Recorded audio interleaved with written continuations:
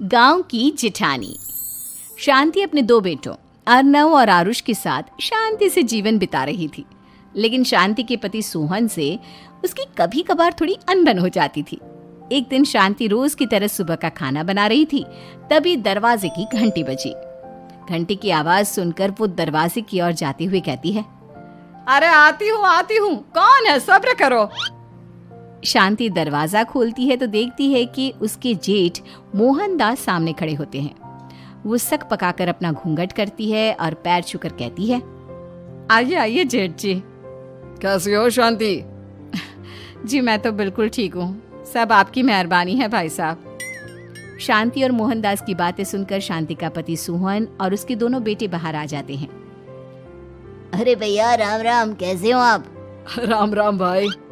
अरे शांति ऐसे खड़ी खड़ी क्या देख रही हो? चाय कॉफी कुछ लेकर आओ, भैया आए हैं। शांति तेजी से रसोई की ओर आगे बढ़ती हुए कहती है, अरे मेरी माँ, गेट खोलने के चक्कर में मेरे तो चावल ही जल गए। वो दौड़ी दौड़ी रसोई में जाती है और देखती है कि सारे चावल जल गए हैं। वो दोबारा चावल बनाने में लग जाती है। इतने में सोहन आवाज लगाता है, अरे शांति, तुम्हारे चावल का रोना खत्म हो गया हो तो चाय ले आओ। जी लाती हूँ अभी। शांति जल्दी जल्दी चाय बनाती है और मोहनदास को चाय देती है। सब एक दूसरे की खैर खबर पूछते हुए चाय पीते हैं।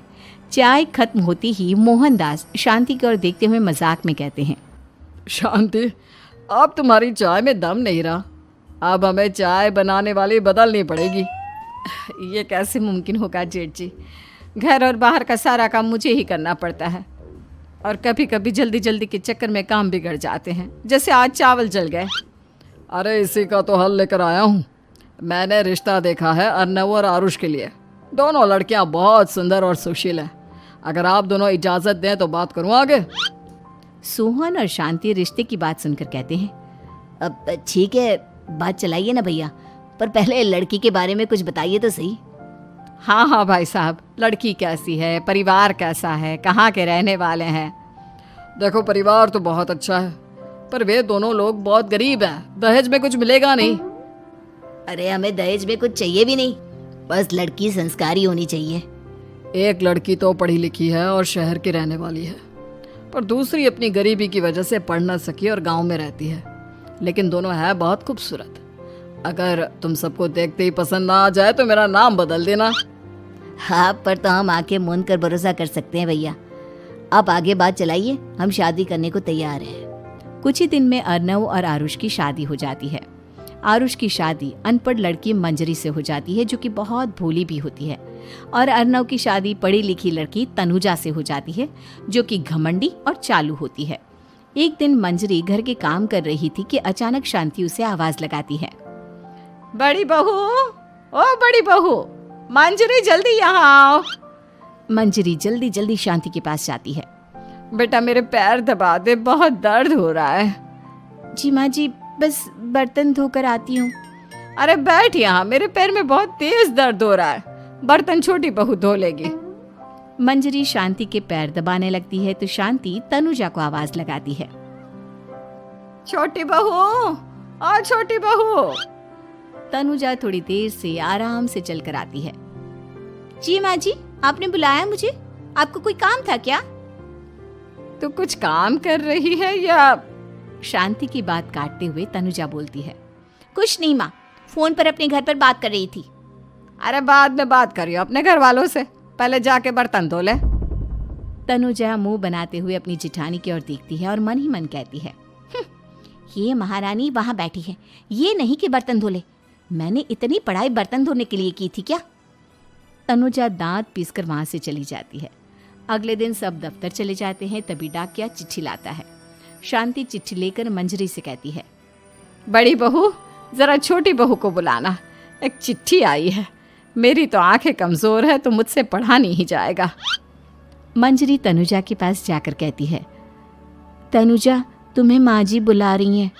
मुझ पर हुक्म मत चलाओ, काम बताओ काम। अरे मैंने तुम पर कहाँ हुक्म चलाया, और हुक्म चला भी दूंगी तो क्या हुआ, तुम तो मेरी छोटी बहन की तरह हो ना। तुम जैसी अनपढ़, जाहिल और गांव की गवार मेरी बहन नहीं हो सकती। बेचारी मंजरी तनुजा की बात सुनकर अपना सा मुंह लेकर रह गई। कोई चिट्ठी आई है, माँ जी तुमसे पढ़वाना चाहती है, बस इसलिए बुला रही हैं। मुंह टेढ़ा करके तनुजा मंजरी का मजाक बनाती हुए कहती है, अनपढ़ कहीं की। तनुजा का ऐसा बर्ताव देखकर बड़ी बहू बहुत दुखी होती है। तनुजा को अपनी पढ़ाई का घमंड इतना हो गया कि अब वो घर के कोई काम नहीं करती और अपनी जेठानी का मजाक बनाती रहती। तनुजा का ये बर्ताव अब उसकी सास को भी नजर आने लगा था। एक दिन शांति ने अपनी बड़ी बहू से कहा, मंजरी, तनुजा हर समय तुम्हारा मजाक उड़ाती है, तुम्हें गुस्सा नहीं आता क्या? आता तो है माँ जी, लेकिन मैं क्या करूँ। जब भी उसे कुछ बोलती हूँ वो और भी जली कटी बातें मुझे सुनाकर चली जाती है। मैं उसे अपनी छोटी बहन की तरह प्यार करती हूँ, लेकिन उसके दिल में मेरे लिए कोई इज्जत नहीं। बहू, तूने वो कहावत सुनी है, जुल्म करने वाले से ज्यादा जुल्म सहने वाला अपराधी होता है। मंजरी अपनी सास का इशारा समझ जाती है। वो अपनी देवरानी को सबक सिखाने की ठान लेती है और एक दिन शांति अपनी दोनों बहुओं के साथ बैठी थी तो शांति अपनी बड़ी बहू से पूछती है, अरे बहू, शाम होने को है, कुछ सोचा है क्या बनेगा खाने में? माँ जी, मेरे तो सर में बहुत दर्द है आज। मेरी प्यारी देवरानी ही कुछ अंग्रेजी खाना बनाकर खिलाएगी। सुना है पढ़े लिखे लोग अंग्रेजी खाना बहुत अच्छा बनाते हैं, क्यों तनुजा? इतना कहकर मंजरी अपनी सास की ओर देखकर मुस्कुरा दी। तनुजा अपनी तारीफ सुनकर बहुत खुश हो गई। इतने में शांति कहती है, ये तो सच बात है छोटी बहू, ये तो मैंने भी सुना है। हम भी पक गए हैं बड़ी बहू के हाथ का खाना खा खा कर। तनुजा, तुम्हारी माँ भी तो तुम्हारे खाने की बहुत तारीफ करती है, आज हमें भी खिला दो कुछ अच्छा सा बनाकर। शांति की बात सुनकर छोटी बहू और आसमान पर चढ़ गई, पर उसे ये कहाँ पता था कि उसकी सास और जेठानी उसे सबक सिखाना चाहती है। तनुजा अपनी तारीफ सुनकर खुश तो बहुत होती है, पर सोचने लगती है, मुझे तो कैसा भी खाना बनाना नहीं आता, अब मैं क्या करूँगी? अगर मैंने इनको सच बता दिया तो मेरी सारी इज्जत मिट्टी में मिल जाएगी। अरे छोटी बहू, क्या सोच रही हो? खिलाओगी ना अपने हाथ का अंग्रेजी खाना? छोटी बहू हाँ में सर हिला देती है। अचानक से उसके दिमाग में एक आइडिया आता है, मैं इंटरनेट से देखकर कुछ बना लेती हूँ, मेरी वाहवाही पूरे घर में हो जाएगी। मुझे कौन सा रोज रोज बनाना है। माँ जी, आज आप सबको ऐसा खाना खिलाऊंगी कि। इतने में शांति छोटी बहू की टांग खींचते हुए कहती है कि पता नहीं कैसा खाना खिलाओगी, ए ऊपर वाले हमारी रक्षा करना। इतना बोलकर शांति और मंजरी दोनों जोर जोर से हंसने लगते हैं। अब तनुजा रसोई घर में चली जाती है और खाने की तैयारी करने लगती है, पर उसे रसोई घर की चीजों के बारे में तो कुछ नहीं पता। जैसे तैसे सारी चीजें निकालती है और इंटरनेट पर देखकर खाना बनाती है। कुछ ही देर में सब लोग घर आ जाते हैं। अरे सुनते हो, आज का खाना हमारी छोटी बहू बना रही है। अरे वाह, आज तो फिर कुछ अंग्रेजी खाना खाने को मिलेगा। कुछ ही देर में खाना बन जाता है तो छोटी बहू सबका खाना लगा देती है।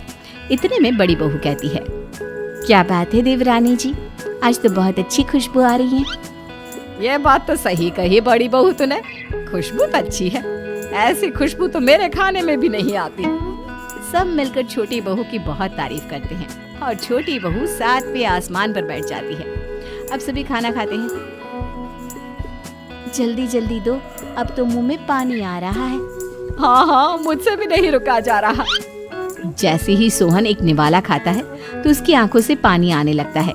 ये देखकर शांति सोहन से पूछती है, क्या हुआ जी, खाना इतना अच्छा बना है कि आंखों से पानी आ गया? सोहन चुप रहता है और धीरे धीरे से खाना शुरू कर देता है। इतने में सोहन छोटी बहू से कहता है, बेटी तुम भी तो खाओ, तुम क्यों रुकी हो, खाना सच में बहुत अच्छा है। ये कहकर सोहन जोर से हंस देता है। फिर सब खाना खाने लगते हैं, लेकिन खाने में नमक और मिर्च तेज हो गई थी। तनुजा से कोई कुछ नहीं बोलता, बल्कि उसे भी खाने को कहते हैं। जैसे ही छोटी बहू खाना खाती है वो पानी पानी कहकर चिल्लाती है, पानी, इसमें तो पानी। ये खाना तो सच में इतना अच्छा बना है कि हमारे साथ साथ देवरानी जी भी इसके स्वाद को कभी नहीं भूल पाएंगी। सही कहा बहू। तनुजा को अपनी गलती का एहसास हुआ और उसने अपनी सास से कहा, माँ जी ये मेरी गलती नहीं है, इंटरनेट पर दिखाया था कि 4 चम्मच नमक और मिर्च डालने हैं। अब मंजरी को भी मौका मिल गया और उसने तनुजा पर तंज कसा। नाच न जाने आंगन टेढ़ा, हर जगह अपनी पढ़ाई दिखाती हो, दूसरों का मजाक उड़ाती हो। अब पता चला ना, हर चीज में पढ़ाई काम नहीं आती। और तुम तो शहर में रही हो, तुम्हें तो मुझसे भी अच्छा खाना बनाना आना चाहिए ना। बेटा, अगर तूने ठीक से सब सीखा होता तो आज तुझे शर्मिंदा नहीं होना पड़ता। बात शहर या गांव की नहीं होती। मंजरी गांव से आई है, लेकिन उसे घर का काम करना और खाना बनाना सब अच्छी तरह से आता है। तुम शहर में रही हो, तुमने ये सब क्यों नहीं सीखा? छोटी बहू सर नीचा कर सबसे माफी मांगती है और बहुत शर्मिंदा होती है। दीदी मुझे माफ कर दो, मैंने आपको बहुत बुरा भला कहा, पर आपने मुझे हमेशा ही माफ किया। आज मुझे अपनी गलती का एहसास हो गया है। अब दोनों बहुएं मिलकर घर का काम करने लगी और एक दूसरे को अपने गुण बांटने लगी। मंजरी ने अपनी देवरानी को खाना बनाना और घर का काम करना सिखाया, वहीं तनुजा ने भी अपनी जिठानी को पढ़ना लिखना सिखाया। शांति और सोहन ऐसी बहुएं पाकर बहुत खुश थे।